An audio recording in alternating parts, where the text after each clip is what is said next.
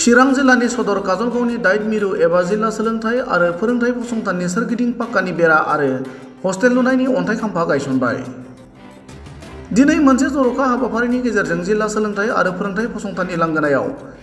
सोरगिदिं सिमायाव पाक्कानि बेरा लुनायनि अन्थाइ खाम्फाखौ एमपि जयन्त बसुमतारी आरो हस्टेल लुनायनि अन्थाइ खाम्फाखौ जायगानि एमएलए निर्मल कुमार ब्रह्मआ बेखेवनानै होयो। डाइरेक्टर अफ एससिइआरटि आसामनि जोहै 32,59,589 रांनि बाजेटजों सोरगिदिं सिमानि पाक्कानि बेरा आरो 3,23,75,000 रांनि बाजेटजों हौवासा आरो हिन्जावसाफोरनि आलादा आलादा हस्टेल लुनायनि अन्थाइ खाम्फा गायसननाय बे हाबाफारियाव एमपि जयन्त बसुमतारी, जायगानि एमएलए निर्मल कुमार ब्रह्ममोनजों लोगोसे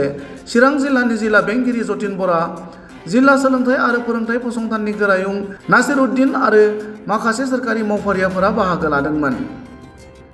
गुबुन फारसेथिं सोरगिदिं सिमानि पाक्का बेरा आरो हस्टेल लुनायनि अन्थाइ खाम्फा गायसननाय हाबाफारिनि सोमोन्दै एमपि जयन्त बसुमतारी आरो जिल्ला सोलोंथाइ आरो फोरोंथाइ मिरुनि गोरायुंआ ओरैबायदि बुङो। जोंनि डायेटआ सोलोंथाइ बिफाननि थाखाय मोनसे जोबोद इम्परटेन्ट मोनसे फसंथान बियो, जेराव फोरोंगिरिफोरखौ बेयाव ट्रेनिं होनाय जायो आरो जिहेतु फोरोंगिरिया जुदि वेल इक्विप जायोबा, ट्रेन मोननाय जायोब्ला फरायसाफोरखौ मोजाङैनो फोरोंनो हायो, गियान होनो हायो, जोंनि जेनेरेसनखौ मोजाङैनो दानो हायो। बेखायनो काजलगाव डायेटआव जोंहा जोबोद मोजां खौरां जे एससिइआरटि निफ्राय बयस हस्टेल, गार्लस हस्टेल आरो बाउन्डारि वाल बेनि मोनसे दिनै सेंसन जों मोननो हादों आरो बेखौ लुफुंनांगौनि थाखायनो जों दिनैहाय अन्थाइ खाम्फा गायसनदों।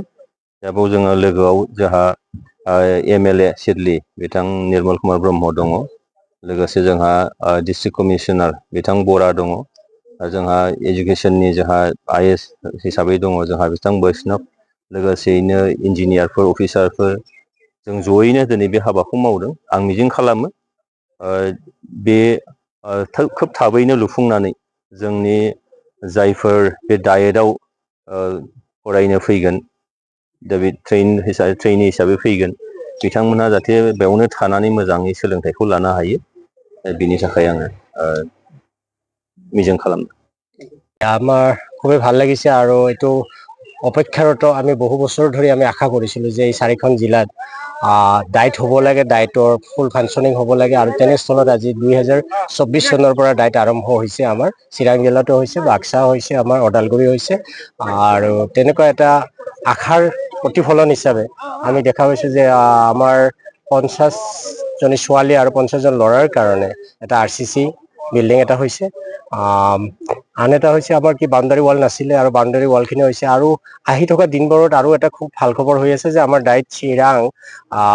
চেণ্টাৰ অফ এক্সিলেঞ্চ হ'বলৈ গৈ আছে, য'ত নেকি এডুকেশ্যনেল হাব হ'ব আৰু ইয়াত গোটেই জিলাখনে শৈক্ষিক দিশত আগুৱাই নিয়াত ডাইট চিৰাঙে আগুৱাই লৈ যাব আৰু ইয়াত আমি আশা কৰিছোঁ যে ইয়াৰ যিখিনি আমাৰ বিদ্যালয় আছে, শিক্ষক শিক্ষয়িত্ৰী আছে, তেওঁলোকে ইয়াৰ পৰা প্ৰশিক্ষণ লৈ আৰু গুণগত শিক্ষা প্ৰদান কৰাত যথেষ্ট সহায় কৰিব।